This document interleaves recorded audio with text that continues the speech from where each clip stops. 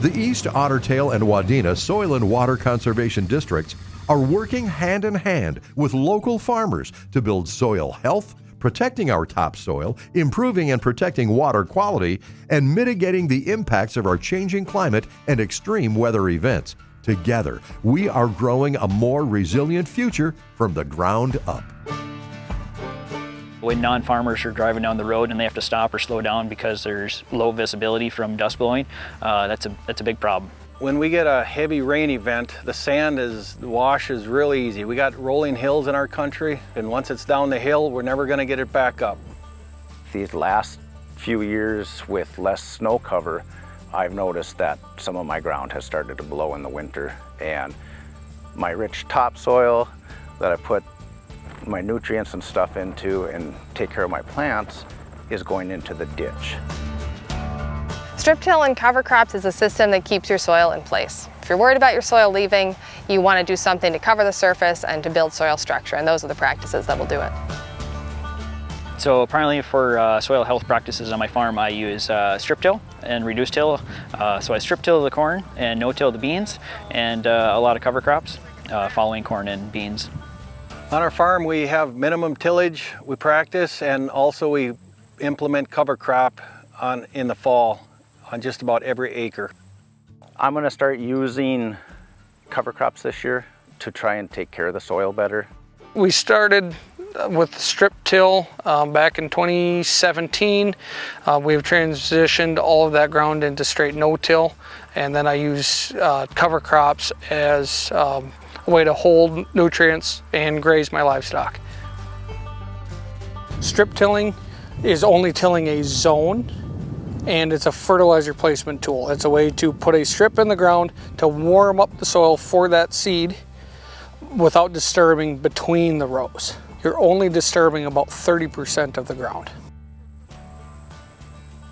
20-some years ago, East Ottertail had just started some cover crop programs, and we dabbled with it the first 5 to 10 years, and now the last few years we've really upped the cover crop usage on our farm, and it's helped a lot to build organic matter. To keep live root systems in the soil helps keep that soil where it is. It helps uptake nutrients that are free in the soil so that they can be into the plant, break down, and be available to the next crop. When this area, well, when I say this area, I'm talking about southwest Minnesota, but when our area was settled, the organic matter on the soil was 8 to 12%. In my grandfather's time, that was down to about 7%. And when I took over my farm, we were down to 2%. That is all of your holding capacity. That is your profit. That is your next generation. That's what we need to preserve. And it's worth any headache that it can throw at us, because we're back to improving our soils as opposed to diluting our soils. I always thought that I couldn't do a cover crop because it was too cold too early in Minnesota here. But I found I can come in after the silage, I can come in after small grains, and I can get those going. I can go from one that terminates with the frost, or I can go with something like a cereal rye that'll keep growing into the spring.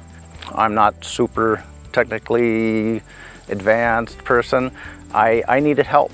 I enjoy every one of my producer interactions. I really enjoy that every operation is a little bit different, so it's really customizable to what the producer wants and needs from us, cost share wise, technical advice wise.